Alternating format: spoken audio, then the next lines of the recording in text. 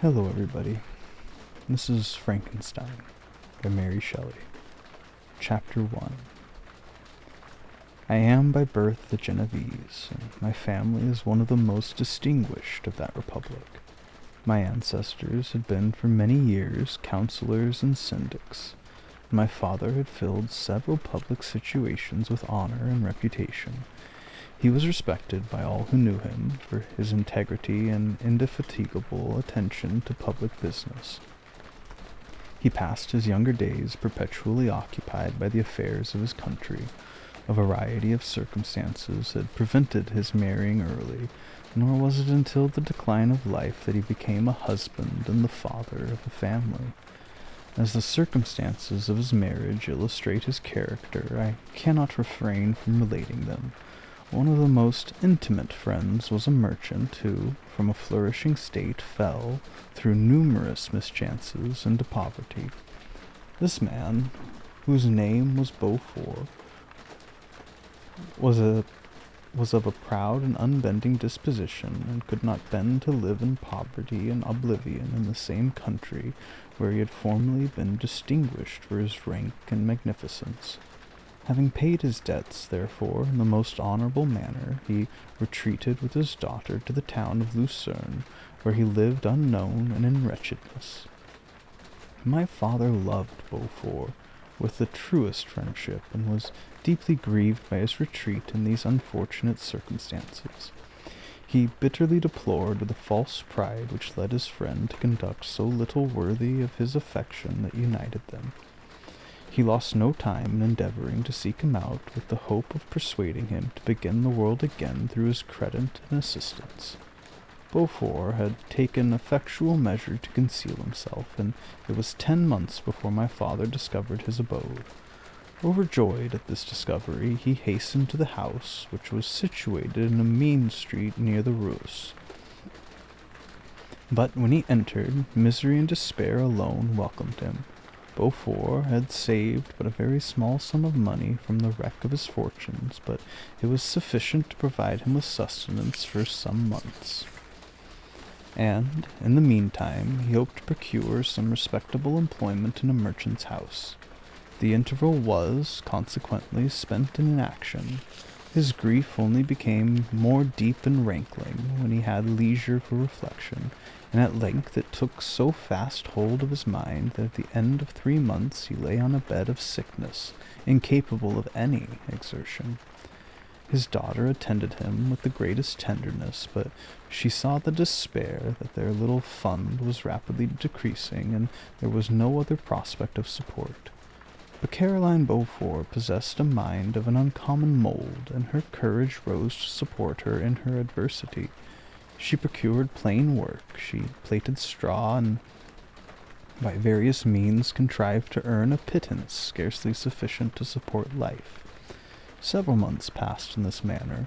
Her father grew worse, her time was more entirely occupied in attending him, her means of subsistence decreased, and in the 10th month her father died in her arms, leaving her an orphan and a beggar. This last blow overcame her, and she knelt by Beaufort's coffin, weeping bitterly, when my father entered the chamber. He came, like a protecting spirit, to the poor girl, who committed herself to his care, and after the interment of his friend, he conducted her to Geneva, and placed her under the protection of a relation.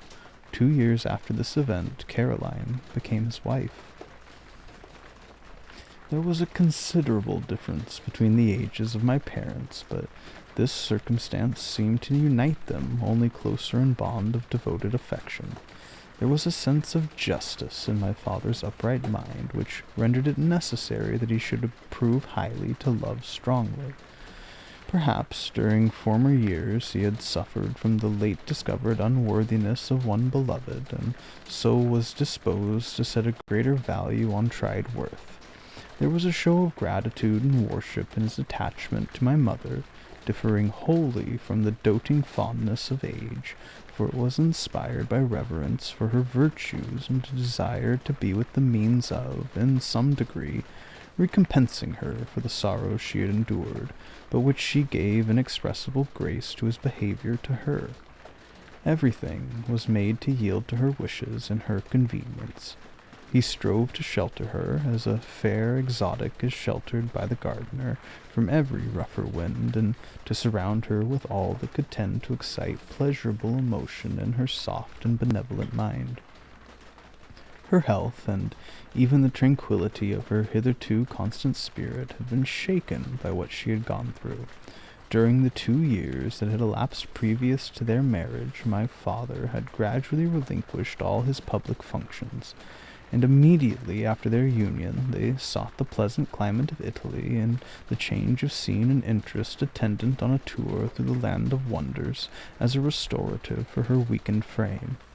From Italy they visited Germany and France. I, their eldest child, was born at Naples, and as an infant accompanied them in their rambles. I remained for several years their only child. Much as they were attached to each other, they seemed to draw inexhaustible stores of affection from a very mine of love to bestow them upon me. My mother's tender caresses and my father's smile of benevolent pleasure while regarding me are the first recollections.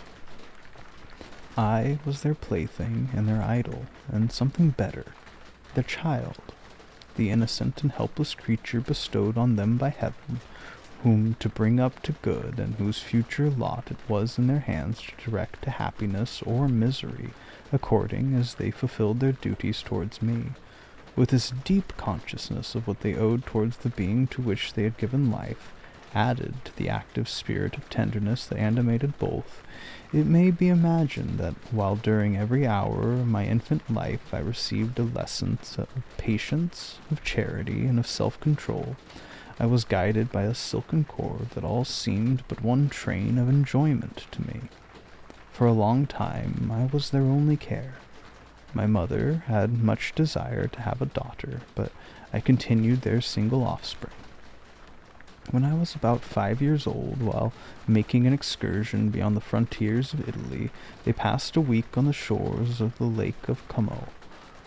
Their benevolent disposition made them enter the cottages of the poor. This, to my mother, was more than a duty. It was a necessity, a passion. I remember she had suffered, and how she had been relieved. For her to act in her turn the guardian angel to the afflicted. During one of their walks, a poor cot in the foldings of a veil attracted their notice as being singularly disconsolate, while the number of half-clothed children gathered about it spoke of penury in its worst shape. One day, when my father had gone by himself to Milan, my mother, accompanied by me, visited this abode. She found a peasant and his wife hard working, bent down by care and labor, distributing a scanty meal to 5 hungry babes. Among these was one which attracted my mother far above the rest. She appeared of a different stock. The 4 others were dark-eyed, hardy little vagrants. This child was thin and very fair. Her hair was the brightest living gold, and despite the poverty of her clothing, seemed to set a crown of distinction on her head. Her brow was clear and ample, her blue eyes cloudless, and her lips and the moulding of her face so expressive of sensibility and sweetness that none could behold her without looking on her as of a distinct species, a being heaven-sent, and bearing a celestial stamp in all her features. The peasant woman, perceiving that my mother fixed eyes of wonder and admiration on this lovely girl, eagerly communicated her history. She was not her child, but the daughter of a Milanese nobleman. Her mother was a German, and had died on giving her birth. The infant had been placed with these good people to nurse. They were better off then. They had not been long married, and their eldest child was but just born. Their father of their charge was one of those Italians nursed in the memory of the antique glory of Italy, one among the Schiavignor-Fermenti, who exerted himself to obtain the liberty of his country. He became the victim of its weakness. Whether he had died or still lingered in the dungeons of Austria was not known. His property was confiscated, his child became an orphan and a beggar. She continued with her foster parents, and bloomed in their rude abode, fairer than a garden rose among the dark-leaved brambles. When my father returned from Milan, he found playing with me in the hall of our villa a child fairer than a pictured cherub, a creature who seemed to shed radiance from her looks, and whose form and motions were lighter than the chamois of the hills. The apparition was soon explained. With his permission, my mother prevailed on her rustic guardians to yield their charge to her. They were fond of the sweet orphan. Her presence had seemed a blessing to them, but it would be unfair to her to keep her in poverty and want, when Providence afforded such powerful protection. They consulted their village priest, and the result was that Elizabeth Lavenza became the inmate of my parents' house, my more-than-sister, the beautiful and adored companion of all occupations and pleasures. Everyone loved Elizabeth. The passionate and most reverential attachment with which all regarded her became, while I shared it, my pride and my delight. On the evening previous to her being brought to my home, my mother had said playfully, "I have a very pretty present for my Victor. Tomorrow he shall have it." And when, on the morrow, she presented Elizabeth to me as her promised gift, I, with childish seriousness, interpreted her words literally, and took upon Elizabeth as mine to protect, love, and cherish. All praises bestowed on her I received as made to a possession of my own. We called each other familiarly by the name of cousin. No word, no expression could body forth the kind of relation in which she stood to me, my more-than-sister, since, till death, she was to be mine only.